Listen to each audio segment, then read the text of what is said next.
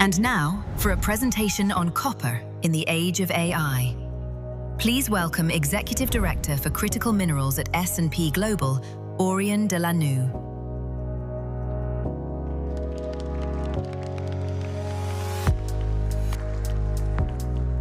Good afternoon, everybody. So I'm Aurian de la Noue. I was the project director for a strategic report that S&P published in January called Copper in the Age of AI. So I'm going to start with talking about the key findings of our study for maybe about 10 minutes, and then we'll be joined by Paul Gait, SVP of Strategy of Anglo American, first Fireside chat.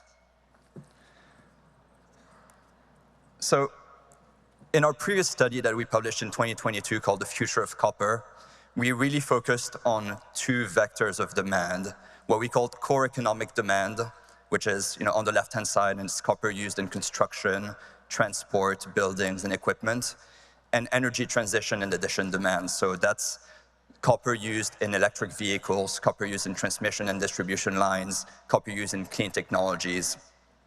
And what we realized last year was that we had hyperscalers, defense contractors coming up to us and asking us questions about copper. And we decided to look into it and look at what is the role of copper for national security and for defense. So, fast forward 1 year, copper is a critical mineral according to the USGS. And as I'll go through the slides, you'll see that from a volume perspective, core economic demand, energy transition and addition demand are still the biggest drivers of copper demand, but we have those strategic sectors here, AI, data centers, defense, that are electrifying fast and needing more copper. So what were our findings about this study? Our findings were that by 2040, the world is going to need 14 million tons of additional copper compared to today. And that's about 50% of overall copper demand. And what are the biggest drivers? Where we have the commercial drivers on the left-hand side, which is core economic demand, energy transition and addition. And then you've got the strategic sector. So an additional 1.5 million tons of copper are going to be required for AI and data centers compared to today. And about 0.7 million tons of copper are going to be needed for the defense industry that's electrifying quite fast. So think drones, cybersecurity, all of those investments need copper. So the way we've looked at it, we broke down data centers by its different components. And what we found is that not all data centers are equal. If you think about AI training in China versus AI training in the US, if you think about AI use from hyperscaler for enterprise data centers, all of those have different levels of copper consumption. And why is that the case? It's because of redundancy requirements, the need to run 24/7. And that's a sizable difference from crypto data centers. And when we think about the components of the data center and where it's used, well, it's used in cooling, it's used in power delivery, wiring, it's used in power distribution. And all of these, when you think about substitutes, there's not many substitutes available because of safety reasons, size, and conductivity. Our outlook then, on an overall basis is that, by 2040, with the rise of AI training, the rise of data centers, the fast additions that we're seeing in the market, that by 2040, about 2.5 million tons of copper might be consumed by the AI and data center ecosystem. And when you think about the largest mine in the world right now, produces about 1 million ton and required billions of dollars of capex. Here we're talking about quite large numbers, even though 2.5 million tons might not seem like much. I think the average size of a copper mine these days is about 50,000 tons of copper produced per year. So 2.5 million ton is sizable. When we look at the electrification of industry, our households, also data centers, what we end up seeing is that there is going to be a need for investments in transmission lines and distribution lines, which are also extremely copper intensive. So we see structural growth in both copper in strategic sectors like AI, but also in what really drives the economy going forward. There's also a couple of things here that really stood out from our study is that there's going to be regional differences in copper demand. When it comes to the US, which is building a sizable amount of data centers, copper could represent around 20% of, data centers could represent over 20% of total copper demand in the US, which is a huge number when it comes to where copper goes in the US and the importance of it from a strategic perspective. So we can't look at just demand without looking at supply and some of the supply challenges. So for those who know or have been monitoring the copper price recently, it's reached about $13,000 per ton in January, which was the highest ever, and it's roughly around 12,000 tons these days. And why we see such upwards pressure on prices is that we also see that there's a structural issue going on at the moment between demand and the outlook for demand and the supply response. So supply response has been lagging to the, I guess, bullish outlook we have on demand. And there's a few reasons why we forecast about a 10 million ton copper gap by 2040 is on the supply side, you've got mines that are aging, depleting, or lower quality, and so that's having a downward pressure on mine supply.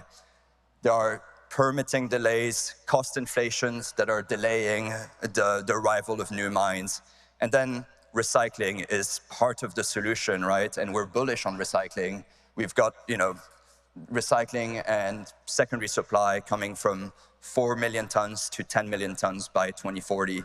But even that is insufficient to meet the needs on demand. And as the economists will say, on the long term, demand always equals supply. So the impact of this gap is going to be, either demand destruction, some substitution, a higher price incentivizing more supply, and there are some supply, solutions that can be enabled by the government, private companies, capital flow into the mining sector to support, meeting that demand.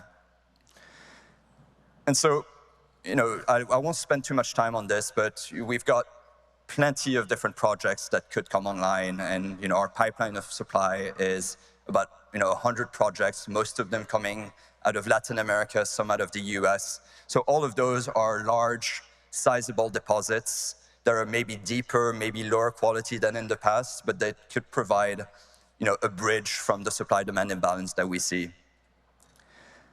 The challenge, though, is exploration. So this shows the comparison between the copper price, which has been quite high in the last 3-4 years, but it was higher on a real-term basis back in 2012, versus the number and the size of the copper discoveries since 1990. And what you see is that there's been a huge decline in copper discoveries. And the reason for this is, capital invested in greenfield exploration. It's the need to, the deposits are often deeper in more complex or stranded areas, and this is really impacting the supply success. I'll accelerate here. The other issue is around the increasing cost and capital intensity of projects. So they're deeper, they're more complex, they're stranded, cost of equipment and labor is becoming more expensive. So a lot of the new projects we have much higher capital intensity than where the copper price is at the moment.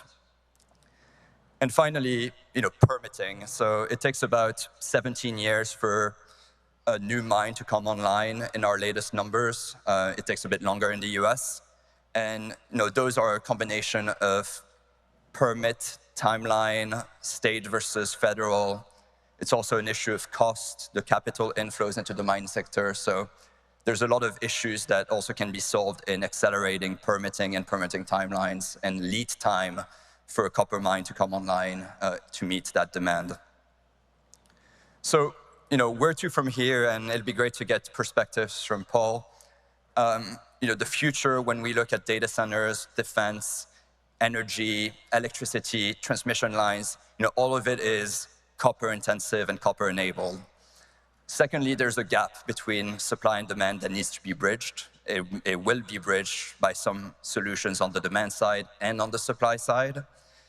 And we'll talk about this, but you don't pick the geology, you don't pick where your assets are, your deposits are. So this might not be a country-specific solution, and it might require partnerships between countries and a more robust, resilient supply chain to enable that copper market to sustain. So with that in mind, I think, please join me in welcoming Paul from from Anglo American.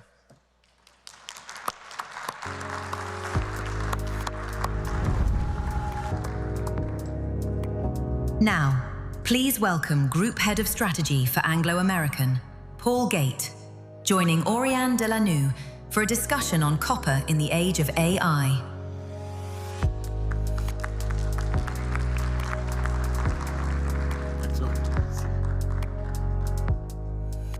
So, thanks, Paul. Thanks for being here. So, tell me, how is the copper market and copper demand, shaping Anglo American strategy? Look, very good question. I mean, I think it's sort of public knowledge. I mean, Anglo American is, one of the world's sort of oldest and sort of largest mining companies. We've been present in pretty much any commodity you care to name at some point in our history, and have operated in pretty much every mining jurisdiction, that you can think of. The most recent sort of strategy of Anglo American is a concentration or refocusing on certain core critical raw materials, the most important of which being copper. So, about sort of 5 years ago, really, the company, went through a sort of profound sort of analysis of its portfolio. What will be required in the future? Where will we see the pools of profit in the mining industry, and how can we benefit from the changes that we see sort of taking place? And that led to a sort of portfolio restructuring that saw us really focus on copper as the sort of core pillar for us of our growth. So you reduced the number of commodities from... Yes. Reduce the number of commodities, the number of assets, and the number of operating locations. So now we operate essentially 3 of the world's 10 largest copper mines. We do so in Chile and in Peru. We've got exploration activity sort of across the board in Europe, in North America, and Latin America. And we're in the process of a merger with a peer of ours, Teck Resources, that will then see us sort of increase even further our exposure to copper. So suffice it to say, for us, this really is a sort of critical mineral in the sense that it is the sine qua non of the electrification of the global economy. And whichever way you think about that, whether or not that's artificial intelligence, whether or not that's mobility, whether or not that's green energy, whether or not that's transport, the Internet of Things, however you look at this, what we're seeing in a megatrend sense is the displacement of heat for electricity as the prime vector of energy and its use. And copper, of course, speaks to that. Right? It is the means by which we can efficiently use, transform, and convert energy into work and into economic output. Sorry, there are substitutes, though, right? Yes, of course. Yeah. How much of this is substitutable from a copper perspective? So that's a really good question. I mean, and it's one that we get asked a lot. And there are a number of ways of looking at this, right? I mean, you had your slide there with a very interesting statistic, 10 million ton, shortfall in the copper market. And maybe we can sort of look at that substitution question in light of that, right? Because in reality, of course, what markets never do is have a 10 million ton per annum deficit. There's no such thing as a negative ton of copper. The markets will clear, and they will clear via essentially a price-induced mechanism. Now, typically, the mechanisms by which that happens are, of course, right, new mines get built, right? So there's greenfield supply that comes online. But what we're seeing historically and over the last 10, 20 years is that that mechanism of delivering growth is becoming ever harder. It's getting harder to find mines, it's getting harder to develop and improve them, and it's getting harder to build them, right? So what has been the typical mechanism by which you'd clear that supply-demand gap, namely greenfield investment, is becoming ever more onerous. So in lieu of that, what do we see? Well, what we see, first of all, is that brownfield expansions, mines that were set to deplete and close, are able to continue for longer. If you've got installed capacity, you'll find some mechanism. So just to clarify, this is existing mines and near-field deposits Near-field instead deposits, of completely new mines. Instead of a completely new mine. So essentially, if you've got, I don't know what it might be, a deposit of 100 million tons of sort of resource or reserve that you're exploiting, right? What you'll typically do is then you'll have near-field exploration. You'll find lower quality material, but at a higher price environment, you can continue to use it. So mines that people thought were going to deplete and close tend not to. Right, so those are the two sort of supply side sort of mechanisms. But then after that, you're really looking at the demand side. So we're looking at essentially how it is that you alter the use of it. And there are two dynamics there, right? There's thrifting and there's substitution. So you've got the own price elasticity of copper, namely thrifting. Every activity will try and use less and less of the more expensive materials. And we're seeing that in data centers, now across the board, people are looking at ways by which you can lightweight, design out, use less of the material. Or, of course, you've got cross-price elasticity, which is where you use another material instead. The obvious one is aluminium. The problem, however, is that most of the low-hanging fruit here has already been substituted out. If you look at the use case of, say, copper, well, I mean, of course, you can go back 200 years when it was just used in the cladding of sort of merchant ships, right? That's nonsense been substituted out. But I mean, if you go back and look at, say, copper 20, 30 years ago, it was used in, for example, plumbing in commercial properties, in hotels. Copper piping, right, was a thing. Now, that's long since been substituted out. So when you now look at where the demand growth is coming from, for copper, it's coming from those applications that are the hardest to substitute out because the economic value out of copper in that application is commensurately higher. So yes, we will see we will see substitution, we will see thrifting, but yeah, it's very hard to see how that is going to be sufficient to meet a 10 million ton per annum gap at today's kind of price environment. So the question is, fundamentally, which of these mechanisms, how and over what time, how will they respond to price in order to ensure that we continue to have the material that we're going to need?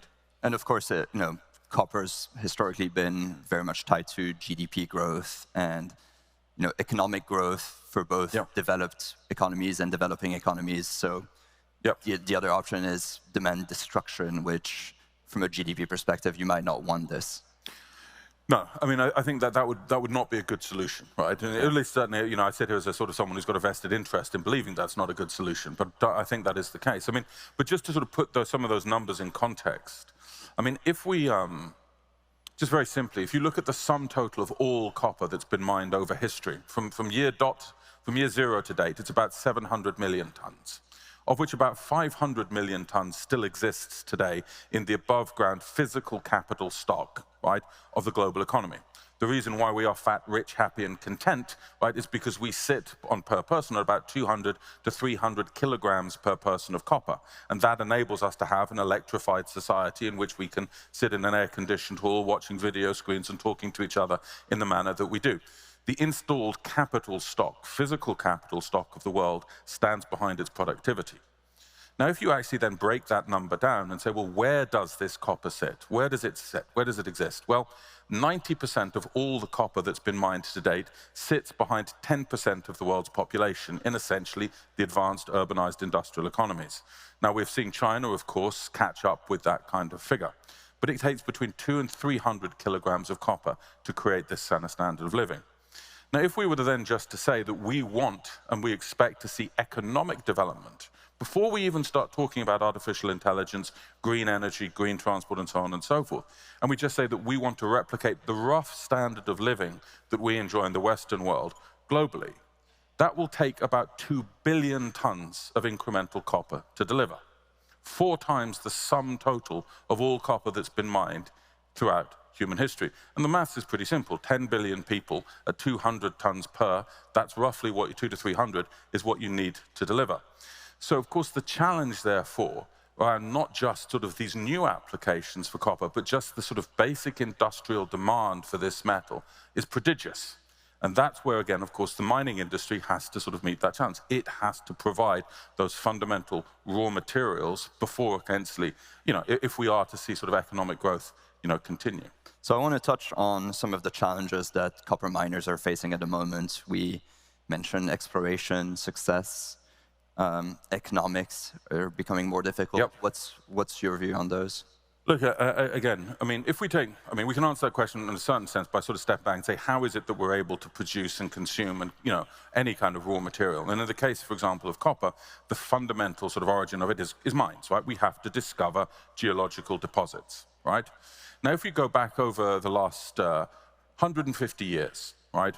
Now, we've got data on this. We've got data on the year of discovery of every single copper deposit that is, that's known, the magnitude, the size, the scale of that deposit, and how quickly, therefore, the resource base, i.e. just the sum total of known deposits, how quickly that has grown, right? Now, the biggest period, the greatest acceleration in discovery success took place essentially in the post-war era up until about, the year 1990. Over that period, copper discovery was growing at about 2% per annum. That therefore enabled the industry to grow at roughly 2% per annum without too much stress in the system. So just when were your mines discovered? Well, so that's a very good question. I mean, so Quellaveco was discovered in about the 1967, along with two other mines called Cuajone and Tocopala that are mined by Southern Copper.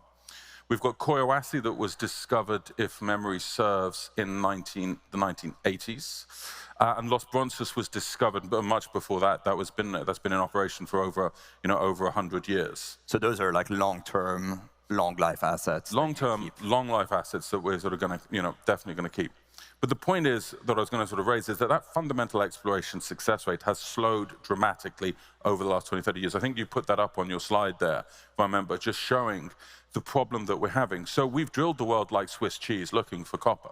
And any sort of copper deposit that has any visible surface markers that is sort of easy to identify, we've sort of seen, the industry in whole has gone out there and explored. So now you are looking essentially to find deposits that have characteristics that make them fundamentally hard to find. Typically, they're undercover, they're at depth, there are no visible sort of surface markers, and you're having to use much more sophisticated geophysical, geotechnical, and exploration techniques in order to find them.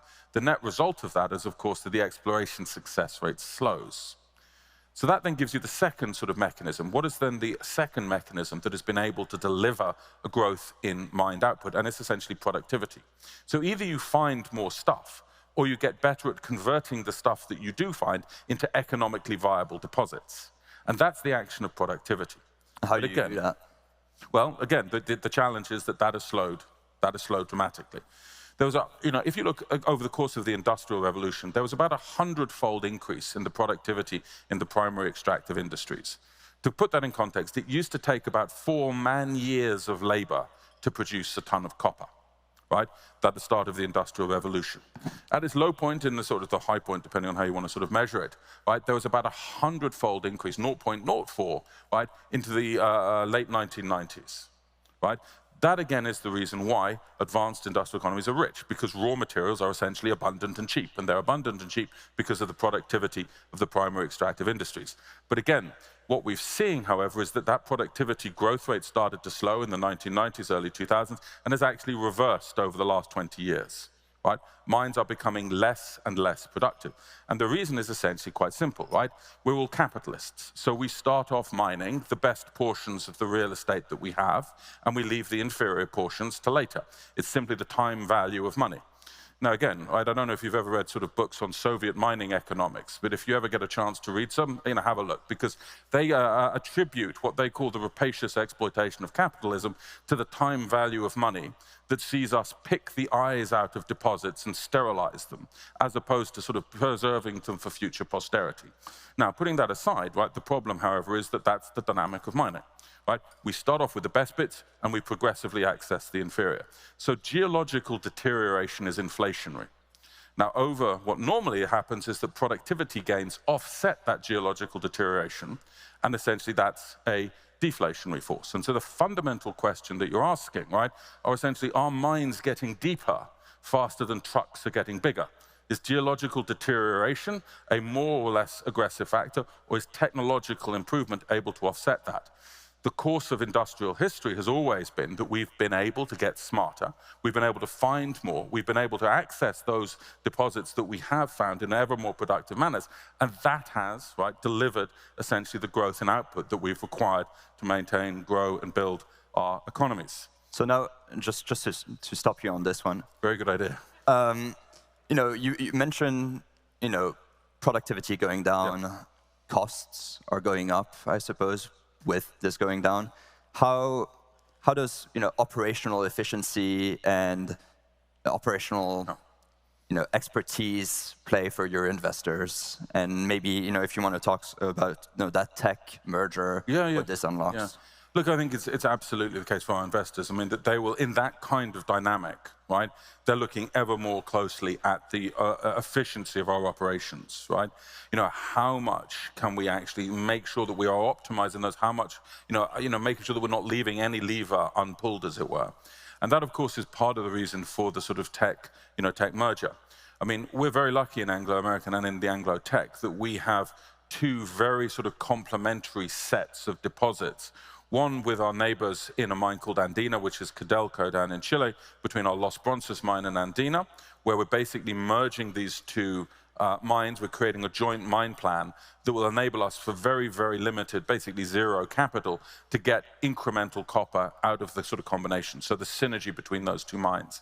And it's exactly the same in another two mines, QB, Quebrada Blanca, that's owned by Teck, and Collahuasi, that's owned by us. Again, sort of adjacent mines. We can bring those two operations together. We can extract very meaningful synergies with joint infrastructure. Joint infrastructure using, joint infrastructure using proximate sort of assets, and those synergistic opportunities avoid some of those challenges that we're discussing. The problem, of course, that we've got is that those are like hen's teeth. Right? We are very, very lucky in that we have those kind of operations, those kind of assets that we can bring together in that way. And of course, that's going to, for us, just for our private concern, is going to liberate tens, hundreds of thousands of tons of incremental copper.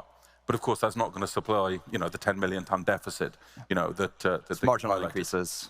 Yeah. So, is there a capital allocation issue in the industry? Like, we've seen CapEx commitments from hyperscalers, like reaching, 2.1 trillion in the next 3 years? Yeah.